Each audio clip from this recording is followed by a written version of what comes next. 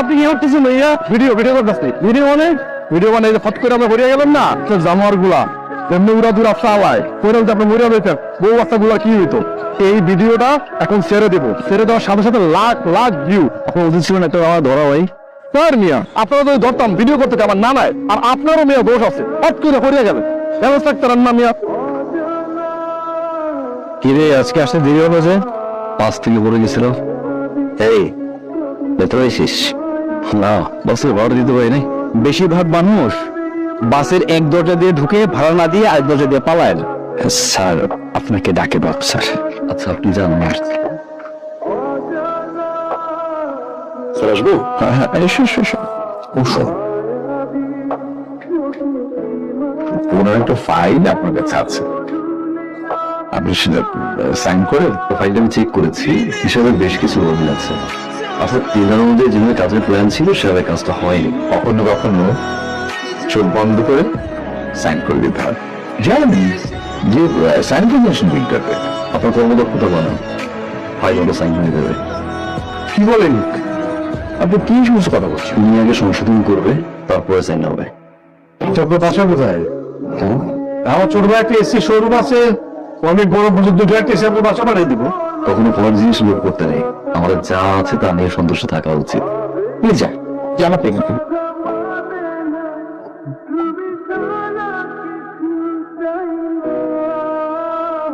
ঝোল আছে, আসি।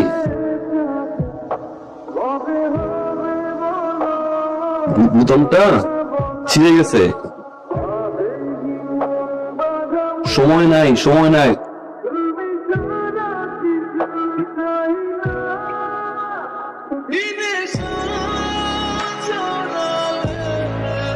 ঠিক আছে কে আসি।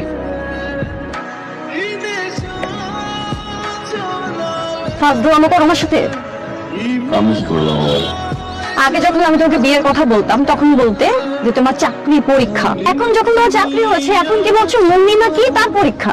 তুমি যে একটা কোয়ার্টার পেয়েছো উঠছো না কেন? সমস্যা কি? আমার না এখন মনে হচ্ছে আমার বাবার কথা শোনাই উচিত ছিল। তোর বাবা মারা যাওয়ার পর ওদের কাছে বড় হয়েছে, কখন তো বুঝতে পারিনি যে তারা আমার 50 না। তুমি যদি ওই বাসাটা না ছাড়ো আমি কিন্তু বাবার সাথে তোমাকে পরিচয় করিয়ে দিব। বাবার সাথে পরিচয়ের সাথে বাসা চিনি সব বড় কোথায়? কি পরিচয় করিয়ে দিব? একটা বাসায় লজিং থাকে, খুব কষ্ট করে একটা চাকরি পেয়েছে। এটা বলবো তুমি চাও এটা বলি আমি? আমার বাবার বন্ধুর ছেলে ইংল্যান্ড থেকে এসেছে, তাকে দেখতে আসবে। যে 1 মাসের মধ্যে বাসাটা না ছাড়ো তাহলে কিন্তু। লোপা শুনো, বাবা লোপা লোপা, আপনাকে এত করে বলার পরেও আপনি বিলটা সংশোধন করে ওনাদেরকে দিলেন, কারণ স্যার এটা অন্যায়। ন্যায় অন্যায় সেটা আপনি আমাকে শেখাচ্ছেন? আপনি কি মনে করেন নিজেকে আপনি একাই সমস্ত ন্যায় কাজগুলো করেন? যদি একটি ন্যায় কাজ হয় তবে 99টি অন্যায় কাজ হয়। যদি দেশের মানুষ 50% ন্যায় কাজ করতো তাহলে এই দেশ একটা স্বর্গ হয়ে যেত। তারপরেও তো স্যার দেশটা ন্যায়ের কারণ টিকে আছে। আপনার যদি বিল সংশোধন করতে এত খারাপ লাগে তাহলে আপনি 15 দিনের জন্য ছুটি নিয়ে সেই জায়গায় অন্য কর্মকর্তার সাথে আমি টাকা দিয়ে সিগনেচার বাড়াবো, তবে আপনার সিগনেচার যাবো না। আপনি অরম করে বেরিয়ে যান। 5 বছর মানুষ বুঝি না, নিজে কথা নিজে কথা করা পড়ে গেছে।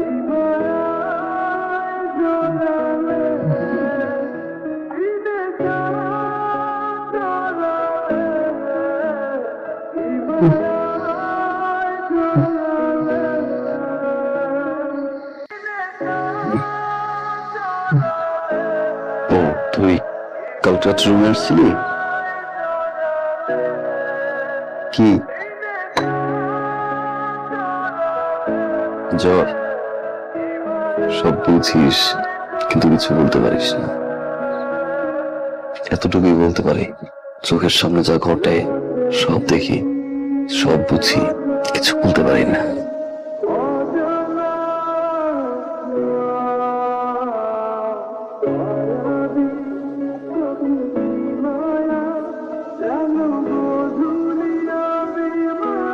আজকে বলছো নাকি? কেন অফিসিয়াল সব সবাই মাস্ক পরে আসলেন, আপনি পরেন না? কি বসে এরপর জানতো যান ফিটি বল কি তুই শুরু করছিস? বাসা থেকে বললাম বিভিন্ন আমাদেরকে মুখোশ পড়া।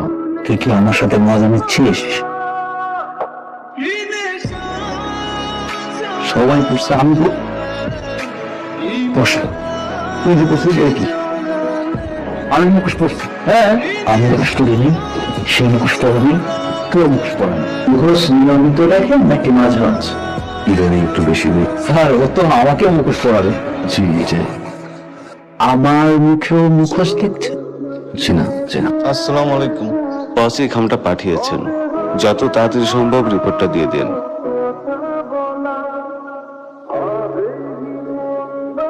আমাকে দেখে ভয় পাচ্ছেন কেন? স্যার তুমি মুখোশ করিম, খান সাহেবের যে লোকটা এটা নিয়ে এসেছি এটা তাকে ফেরত দাও। আপনি কি আমার মুখে এখনো মুখোশ দেখছেন? মানে আমি আসলে না কিছু বুঝতে পারছি না। সেটা কি? এখন আমি খুব সহজেই ব্যাপারটা ধরে ফেলতে পেরেছি। আমি ওই যে প্যাকেটটা ফেরত দিলাম, এমন একজন লোক আমাকে পাঠিয়েছে। আমি আসলে সেই অন্যায়টা করতেই যাচ্ছিলাম, কিন্তু আপনার কারণে এই যাত্রায় বেঁচে গেলাম। আপনি তাদের মুখে মুখোশ দেখেন যারা অন্যায়ের সাথে জড়িত। আচ্ছা কি ব্যাপার, কাল তুমি ফোন করলে না কেন? আচ্ছা শোনো, আমি না আমার বান্ধবীর বাসায় যাচ্ছি, পরে কথা বলি। কি ব্যাপার, এটা তুমি দেখো না আমাকে? তোমার কাছে আমি যাচ্ছি, তোমার সাথে অনেক সিরিয়াস কথা হচ্ছে। দেখো তুই দেখতেছো, তুমি এমন করে আজব তো। তুমি কি ভাবছো আমাকে বলো? কি তোমার ওই বাবার লন্ডন ব্যারিস্টার ওই বন্ধুর ছেলে হ্যাঁ, বিয়ে করে ফেলো? বিয়ে করে ফেলবো? হ্যাঁ। কোথায় যাচ্ছ?